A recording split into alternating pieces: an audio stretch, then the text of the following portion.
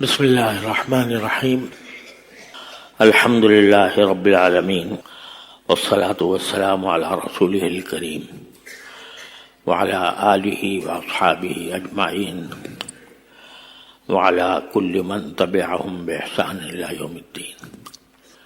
اما بعد، محترم بزرگوں، دوستوں اور بھائیوں، السلام علیکم ورحمۃ اللہ وبرکاتہ. ایک حدیث کا بیان میں نے پچھلے 2 جمعوں سے شروع کیا ہوا ہے، جس میں رسول کریم صلی اللہ علیہ وسلم نے ارشاد فرمایا کہ المسلم اخو المسلم لا یظلمہ ولا یسلمہ. پہلا جملہ یہ ہے کہ ہر مسلمان دوسرے مسلمان کا بھائی ہے، نہ وہ اس پر ظلم کرتا ہے اور نہ اس کو ظالم کے قبضے میں چھوڑتا ہے. یعنی اگر کوئی ظالم کسی پر ظلم کر رہا ہے تو دوسرا مسلمان محض اس کا تماشا نہیں دیکھے، بلکہ اپنی وسعت کی حد تک، اپنی استطاعت کی حد تک اس کو ظلم سے روکے اور مظلوم کی مدد کرے. اور اسی کا ایک قصہ آگے یہ فرمایا کہ من نفذ عن مسلم کربۃ فی الدنیا نفذ اللہ عنہ کربۃ من کربہ یوم القیامہ، او کما قال صلی اللہ علیہ وسلم. کہ اگر کوئی شخص کسی مسلمان کو کسی بے چینی کی حالت میں دیکھے، کسی پریشانی میں دیکھے جس کی وجہ سے وہ بے چین ہو رہا ہو، خواہ کوئی بھی پریشانی ہو، تو جو شخص اس کی پریشانی کو دور کرے گا تو اللہ تبارک و تعالی قیامت کے دن اس کی بے چینیوں میں سے اس بے چینی کو دور کرے گا، ایک بے چینی کو دور کرے گا. ایک انسان کو ہم دیکھتے ہیں کہ وہ کسی مشکل میں مبتلا ہے، پریشانی میں ہے، مثلا فقر و فاقے کا شکار ہے، اس کے گھر میں کھانے کو نہیں ہے. تو جو مسلمان اس کی اس بے چینی کو دور کرے گا، اس کی معاشی پریشانی دور کرے گا، تو اللہ تعالیٰ آخرت میں اس کا یہ صلہ عطا فرمائیں گے کہ وہاں جو بے چینیاں ہیں ان میں سے کسی بے چینی کو اللہ تعالیٰ دور فرمائے گا. کوئی شخص بیمار ہے، اس بیمار کے علاج کی کوئی شخص کوشش کرتا ہے. کوئی بے روزگار ہے، بے روزگاری کی وجہ سے بے چینی میں مبتلا ہے، وہ اس کو روزگار دلانے کی کوشش کرتا ہے. کوئی شخص ہے کہ جس کی بیٹیاں گھر میں بیٹھی ہوئی ہیں اور وہ ان کے لیے رشتے کی تلاش میں ہے، تو کوئی شخص اس کو رشتہ دلانے کی کوشش کرتا ہے. غرض بے شمار انسان کی زندگی میں ایسے واقعات اور حالات پیش آتے ہیں جن میں انسان بے چین ہو جاتا ہے، پریشان ہوتا ہے. تو کسی کی پریشانی کو دور کرنا، اس کو اللہ تبارک و تعالی نے اتنا بڑا عمل قرار دیا کہ آخرت کی بے چینی سے اس شخص کو نجات ملے گی. یہ بہت بڑی خوشخبری ہے ان لوگوں کے لیے جو دوسروں کی مدد کرنے کے کاموں میں مصروف ہیں. ہمارے ہاں الحمدللہ بہت سے خیراتی ادارے ہیں، فلاحی ادارے ہیں، جن کا قیام کا مقصد ہی یہ ہوتا ہے کہ لوگوں کے کام آئیں، لوگوں کی پریشانیاں دور کریں. اگر بیمار ہیں تو ان کا علاج کریں، اگر بے روزگار ہیں انہیں روزگار دلائیں، اگر ان کے گھر میں کھانے کو نہیں ہے تو ان کو کھانا فراہم کریں، وغیرہ وغیرہ. تو ایسے لوگ جو اس کام میں مصروف ہوتے ہیں ان کے لیے اللہ تعالیٰ نے بہت بڑی خوشخبری عطا فرمائی ہے. اور جو لوگ ان اداروں کے ساتھ ان اداروں کو امداد دیتے ہیں اور ان کو چندہ دیتے ہیں تاکہ وہ اپنے ادارے کے ذریعے دوسروں کی مصیبتوں کو دور کریں، تو یہ بھی وہ لوگ بھی انشاءاللہ اس بشارت کے، اس خوشخبری کے مصداق ہیں۔ آخرت کی بے چینیاں کیا ہیں آپ یہاں پر تصور نہیں کر سکتے۔ آخرت میں میدان حشر میں جو انسانوں کی کیفیت ہوگی اس کا ذکر قرآن کریم میں بھی آیا ہے اور احادیث میں رسول کریم صلی اللہ علیہ وسلم نے بھی بیان فرمایا ہے۔ قرآن کریم نے یہ فرمایا کہ وہ دن ایسا ہوگا کہ یوم یفر المرء من اخیہ و امہ و ابیہ و صاحبتہ و بنیہ، کہ وہ دن ایسا ہوگا کہ آدمی اپنے بھائی سے بھاگے گا اور اپنے ماں باپ سے بھاگے گا، اپنے بیوی بچوں سے بھاگے گا۔ کیا مانا کہ اگر وہ اس کو فریاد کے لیے بلائیں گے، بھئی میں اس بے چینی میں مبتلا ہوں، تم کچھ میری مدد کرو، تو وہ بھاگا، بھئی میں خود اپنی جان میری جان پر پڑی ہوئی ہے، میں مصیبت میں مبتلا ہوں، تو میں تمہاری کیسے مدد کر سکتا ہوں۔ بھائی بھائی کی بات نہیں سنے گا، باپ بیٹے کی بات نہیں سنے گا، شوہر بیوی کی اور بیوی شوہر کی بات نہیں سنے گی، کیونکہ ہر ایک کو اپنی نفسی پڑی ہوگی۔ یہ عالم ہے اس وقت کا، اس محشر کا۔ اللہ تعالی ہم سب کو اس کو عافیت سے گزارے کہ محشر کے وقت میں جب تک کہ انسان کے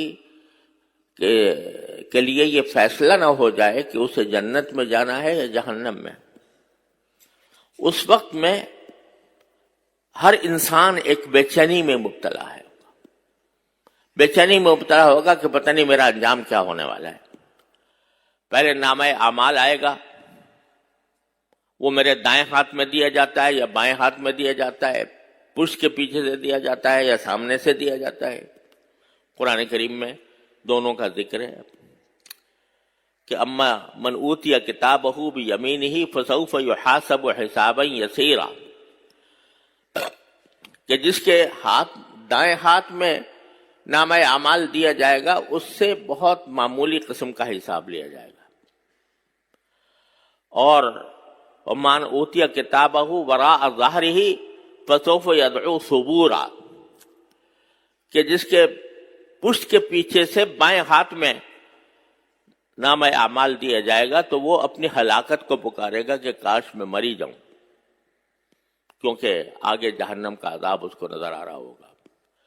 تو جب تک یہ فیصلہ نہ ہو جائے، ایک تو اس وقت انسان کو ہر ایک کو اپنی پڑی ہوگی، کوئی دوسرے کا بوجھ اٹھانے کو تیار نہیں ہوگا، دوسرے سے کی مدد کرنے کے قابل نہیں ہوگا، لہذا یوم یفر المرء من اخیہ و امہ و ابیہ، آدمی اپنے بھائی سے بھاگے گا، یعنی اس سے کہے گا بھائی تم جانو تمہارا کام جانے، مجھے تو اپنی پڑی ہوئی ہے۔ اور دوسرے اس وقت جبکہ وزن ہو رہا ہوگا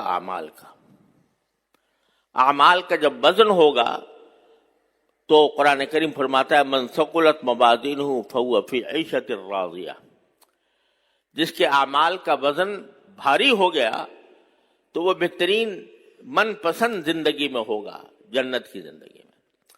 ومن خفت موازینہ فامہ ہاویہ، اور جس کے اعمال کا وزن ہلکا رہ گیا تو اس کا ٹھکانہ وہ گڑھا ہوگا، جنت کا گڑھا، فامہ ہاویہ وما ادراک ما ہی، اور تمہیں کیا پتا کہ وہ گڑھا کیسا ہے، نار حامیہ، وہ بھڑکتی ہوئی آگ ہوگی جس میں اس کو جالے جانے کا خوف ہوگا۔ تو اس وقت میں جب حساب و کتاب ہو رہا ہوگا تو انسان اس بے چینی میں ہوگا کہ میرا انجام کیا ہونے والا ہے۔ اس وقت میں کوئی بھائی کسی بھائی کی مدد نہیں کر سکے گا، کوئی ماں کسی باپ کی، کسی اولاد کی ماں باپ کسی اولاد کی مدد نہیں کر سکیں گے، شوہر بیوی کی مدد نہیں کر سکے گا، بیوی شوہر کی مدد نہیں کر سکے گی. اتنی بے چینیوں کے عالم میں وہ لوگ جو دنیا میں لوگوں کے کام آیا کرتے تھے، وہاں تو کوئی کام نہیں آئے گا، لیکن دنیا میں جو دوسروں کے کام آیا کرتے تھے، دوسروں کی مدد کیا کرتے تھے، دوسروں کی پریشانیاں دور کرنے میں لگے رہتے تھے، اللہ تعالیٰ ان کی بے چینیاں اس وقت دور فرمائے گا. من نفس عن مسلم کربۃ فی الدنیا نفس اللہ عنہ کربۃ من کرب یوم القیامہ. قیامت کی بے چینیوں میں اس وقت میں اللہ تبارک و تعالیٰ کہ بھائی دیکھو یہ میرا بندہ، یہ دوسروں کے کام آتا تھا، یہ اگر کوئی بے روزگار ہوتا تھا اس کو روزگار دلا دیتا تھا، کوئی بیمار ہوتا تھا اس کا علاج کر دیتا تھا، کوئی شادی کی تلاش میں ہوتا تھا اس کے لیے اس کے کام کر دیتا تھا. کسی کو دوسرے سے ظلم کا اندیشہ ہے تو ظلم سے اس کو نجات دلانے کے لیے کام کر لیتا تھا. تو اللہ تبارک و تعالیٰ وہاں پر ان بے چینیوں میں اللہ تبارک و تعالیٰ اس کو نجات عطا فرمائیں گے. کتنی بڑی عظیم بشارت ہے، کتنی بڑی عظیم خوشخبری ہے جو دوسروں کے کام آنے والوں کے لیے رسول کریم صلی اللہ علیہ وسلم نے بیان فرمائی. تو خوشخبری ہے ان لوگوں کے لیے جو دوسروں کے کام آتے ہیں اور دوسروں کو ظلم سے چھڑانے کی فکر کرتے ہیں. اس میں وہ لوگ بھی داخل ہیں کہ جو اپنے مسلمان بھائیوں پر اگر کہیں ظلم ہو رہا ہے تو ان کی کچھ امداد کرتے ہیں. یہ جو کہا نا کہ دوسرے کی بے چینی کو دور کرنا یا دوسرے کو ظلم سے بچانا، اس کے 3 طریقے ہیں. ایک طریقہ یہ ہے کہ اگر کسی کو قدرت ہے تو اس قدرت کی کو استعمال کر کے، اقتدار کو استعمال کر کے کسی مظلوم کو ظالم کے شکنجے سے نجات دلائے. سب سے اعلیٰ درجہ یہ ہے. لیکن یہ اس شخص کے لیے ہے جس کو قدرت ہو. مثال کے طور پر اس وقت ہمارے مسلمان مختلف ملکوں میں طرح طرح کی بے چینیوں کا شکار ہیں. فلسطین کا مسئلہ تو اب ہمارے سامنے آیا، لیکن بہت سے ممالک میں، برما کے اندر مسلمانوں پر ظلم و جبر اور تشدد کا کوئی ٹھکانہ نہیں ہے. آج ہندوستان کے اندر، ہندوستان میں جو اپنے آپ کو سیکولر ملک کہتا ہے کہ جس میں دین و مذہب کی تفریق نہیں ہوتی، وہاں پر مسلمانوں کی بابری مسجد کو گرا کر مندر تعمیر کیا گیا زبردستی کر کے، جہاں سینکڑوں سال سے اذانیں گونجتی تھیں، جہاں سینکڑوں سال سے سجدے کیے جاتے تھے، نمازیں پڑھی جاتی تھیں، اس کو زبردستی اس کے اوپر کدالیں چلا کر وہاں پر اب مندر بنایا جا رہا ہے اور اس کے لیے پورا جشن منایا گیا ہے. اور جشن کے اندر سارے دنیا کے لوگوں کو تماشا دکھایا گیا ہے کہ دیکھو ہم اس طرح مسجد کو گرا کر اس کی جگہ مندر تعمیر کر رہے ہیں. اور مسلمانوں نے اس کے اوپر جتنا پہلے احتجاج کرنا تھا کر لیا، لیکن اس واقعے کے بعد مسلمانوں نے کی طرف سے کوئی رد عمل سامنے نہیں آیا. اس کے باوجود مسلمانوں پر یہ سب ظلم کرنے کے بعد اب عام مسلمانوں کے اوپر حملے کیے جا رہے ہیں. بے گناہ مسلمان جس کا کوئی تعلق کسی کام سے نہیں ہے، گاڑی میں جا رہا ہے، رکشہ میں جا رہا ہے، رکشہ پکڑ کر اور اس کو مارا پیٹا جاتا ہے، اس کے شیشے توڑے جاتے ہیں، مسلمانوں کی دکانوں کو جا کر تباہ کیا جاتا ہے، ان کے شیشے توڑے جا رہے ہیں، ان کے دکانوں کو ختم کیا جا رہا ہے. وہ پہلے ہی مقہور و مغلوب ہیں، پہلے ہی ان کی دکانیں جو ہے وہ بیچارے بڑی مشکل سے قائم کیے ہوئے ہیں، لیکن ان کے اوپر جا کے ظلم ہو رہا ہے. کئی دن گزر گئے ہیں اس صورتحال کو. تو جہاں بھی کہیں مسلمان پر ظلم ہو رہا ہو، وہ برما میں ہو، وہ ہندوستان میں ہو، اگر کسی میں قدرت ہے اس ظلم کو روکنے کی، اس پر ظلم کا روکنا واجب۔ اور دوسرا درجہ رسول کریم صلی اللہ علیہ وسلم نے یہ بیان فرمایا کہ اگر کسی کے اندر اس کی استطاعت نہیں کہ وہ براہ راست ظلم کو روک سکے، فَإِن لَّمْ يَسْتَطِعْ فَبِلِّسَانِهِ، تو کم از کم زبان سے اس کی مذمت کرے، زبان سے اس کو برا کہے، زبان سے کم از کم ظالم کو یہ کہے کہ تم ظلم کر رہے ہو، اس ظلم کو بند کرو۔ اس کا بھی اثر ہوتا ہے، زبان سے جب آوازیں اٹھتی ہیں تو اس کا اثر ہوتا ہے، فضا پر اثر پڑتا ہے، عالمی ماحول پر اثر پڑتا ہے۔ تو فَإِن لَّمْ يَسْتَطِعْ فَبِلِسَانِهِ، اور اگر اس کی بھی قدرت نہ ہو، بعض ملک ایسے ہیں جہاں پر زبانیں بند ہیں، جہاں افسوس ہے کہ اس خود مسلمان ملکوں میں ایسے ملک موجود ہیں کہ وہاں اگر کوئی شخص زبان اٹھائے، زبان کھولے ان کی پالیسی کے خلاف، تو اس کے لیے جیلیں ہیں، اس کے لیے جبر و تشدد ہے، اس کو اٹھا لیا جاتا ہے، اس کو ایسی جگہ پھینک دیا جاتا ہے کہ اس کا نام و نشان نہ ملے۔ تو اس آخری درجے پر آپ نے فرمایا فَإِن لَّمْ يَسْتَطِعْ فَبِقَلْبِهِ، تو پھر وہ اپنے کم از کم دل میں اس کو برا سمجھے، دل میں اس کو برا سمجھتا رہے، برا سمجھے گا تو اس کے لیے دعا کرے گا، اور جب یہ کوڑھن، اس کے دل کی کوڑھن اور اللہ تعالیٰ کی بارگاہ میں اس کی فریادیں جب اللہ تعالیٰ کی بارگاہ میں پہنچیں گی اور اس کے دل میں کوڑھن ہوگی، تو ایک وقت ایسا آ سکتا ہے اللہ تعالیٰ کی رحمت سے جہاں وہ زبان سے بھی تردید کر سکے ظلم کی اور اپنے ہاتھ سے بھی اس کو روک سکے۔ یہ 3 درجے نبی کریم صلی اللہ علیہ وسلم نے بیان فرمائے ہیں۔ تو خلاصہ یہ ہے کہ انسان کو یہ سمجھنا چاہیے کہ مجھے اللہ تعالیٰ نے جس دنیا میں جو پیدا فرمایا، یہ خود میری اپنے کھانے پینے اور سونے جاگنے اور مر جانے کے لیے نہیں ہے، بلکہ یہ در حقیقت اس لیے ہے کہ میں جتنی اپنے کسی مسلمان بھائی کی مدد کر سکتا ہوں وہ مدد کروں۔ ایک عجیب لفظ قرآن کریم نے استعمال فرمایا ہے کہ کنتم خیر امت اخرجت للناس، مسلمانوں کو خطاب کر کے اللہ تعالیٰ نے فرمایا کہ تم ایسی امت ہو جس کو ہم نے سارے انسانوں کی خاطر پیدا کیا ہے، یعنی تم اپنے لیے پیدا نہیں ہوئے بلکہ ساری انسانیت کے لیے پیدا ہوئے ہو۔ تمہارا مقصد زندگی یہ ہونا چاہیے کہ ہم صرف اپنی صلاح و فلاح ہی نہ دیکھیں، اپنی خوشحالی کو نہ دیکھیں، اپنی بہتری کو نہ دیکھیں، بلکہ پوری انسانیت کی بہتری کو دیکھیں، تمام انسانوں کی بہتریوں کو دیکھیں۔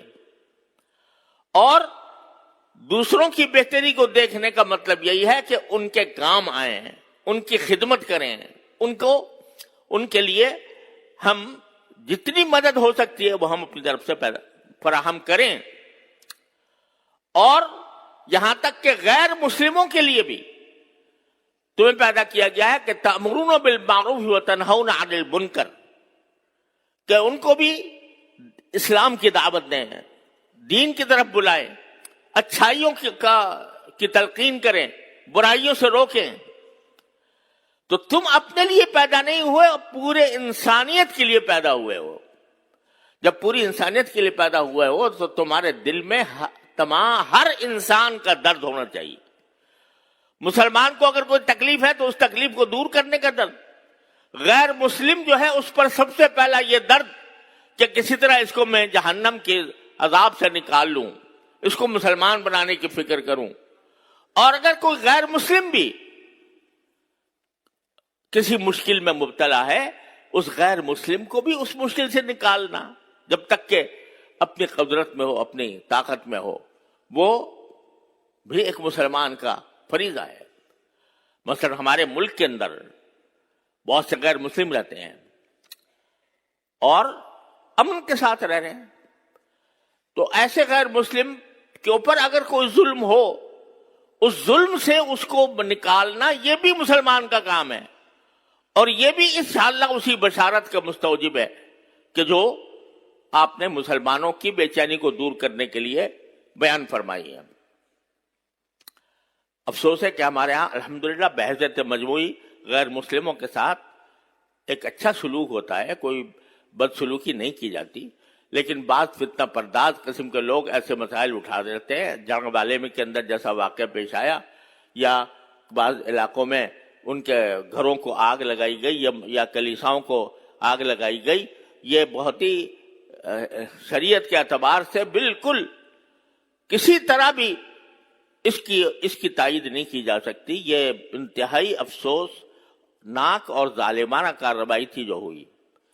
ہر مسلمان کو چاہیے کہ اس سے برات کرے، اس کی مذمت کرے، اور اگر کوئی کرنے جا رہا ہے تو اس کو اس سے روکے۔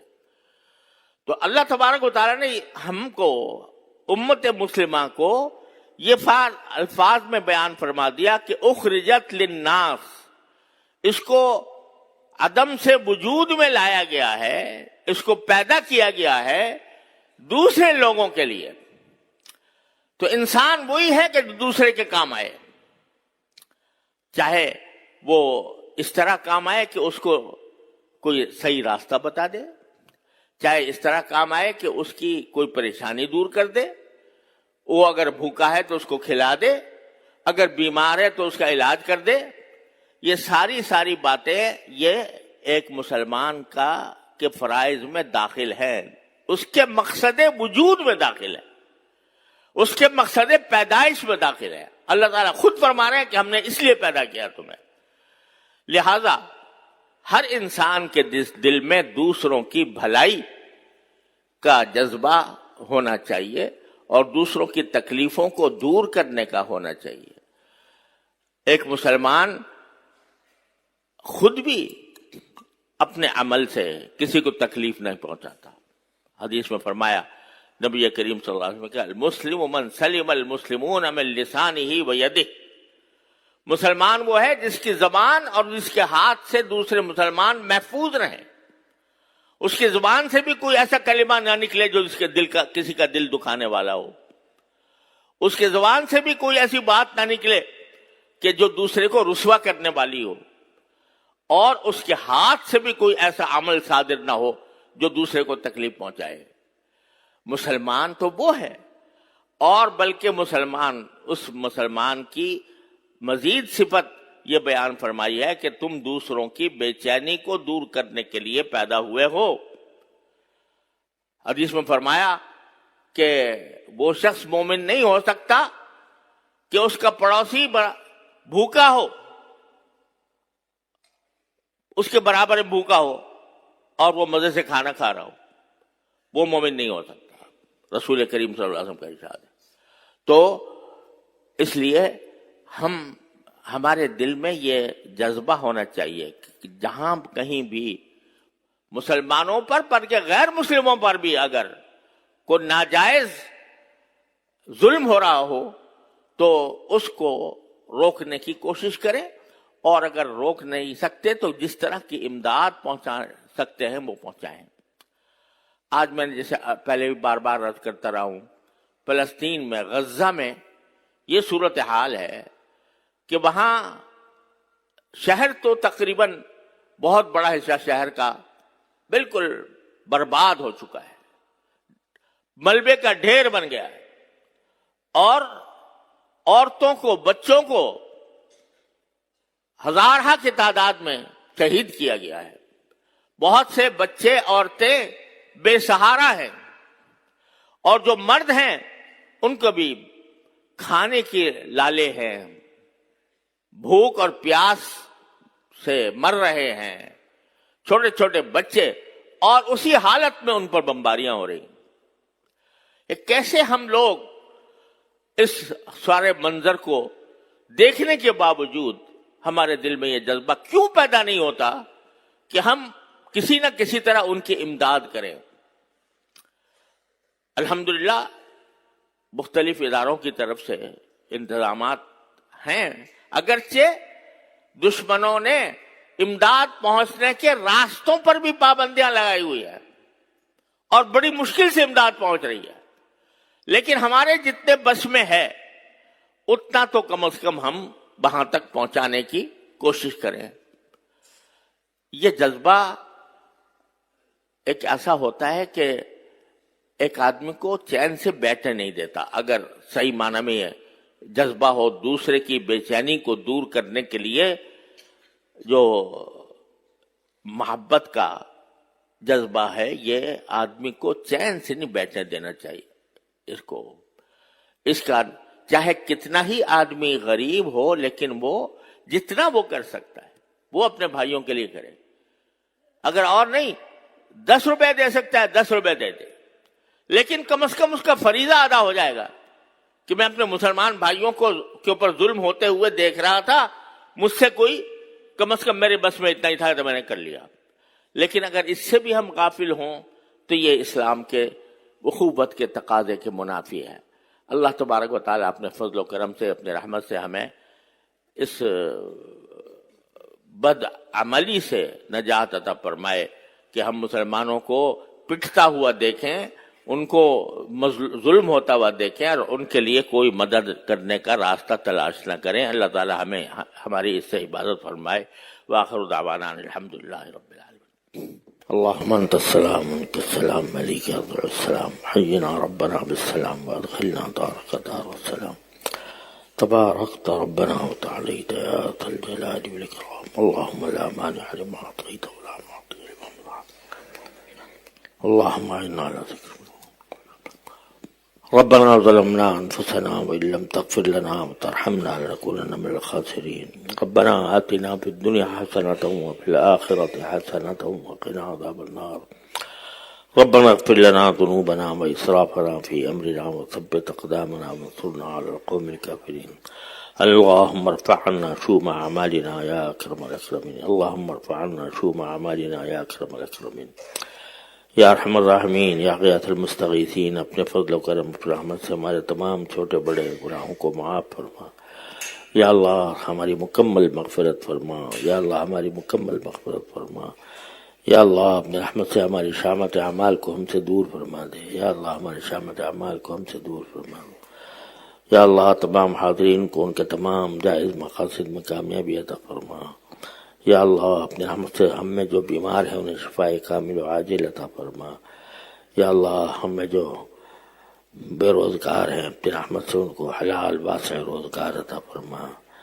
یا اللہ جو اور کسی طرح پریشان ہیں اپنی رحمت سے ان کی پریشانیوں کو رفع فرما۔ یا اللہ جن لوگوں نے ہم سے جن مرادوں کے لیے دعا کی فرمائش کی ہے، اللہ اپنے رحمت سے ان سب کی جائز مرادیں پوری فرما دے۔ یا اللہ ان سب کی جائز مرادیں پوری فرما دے۔ یا اللہ یا رحمان یا رحیم ہمارے ملک کو ترقی اور استحکام عطا فرما۔ یا اللہ ہمارے ملک کو ترقی اور استحکام عطا فرما۔ یا اللہ ہمیں اچھے حکمران عطا فرما۔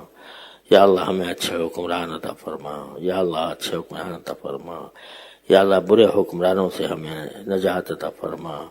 یا اللہ برے حکمران سے ہماری حفاظت فرما۔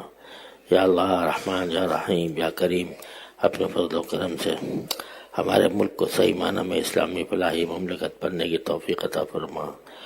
یا اللہ فلسطین کے مسلمانوں کی مدد فرما۔ یا اللہ فلسطین کے مسلمانوں کی مدد فرما۔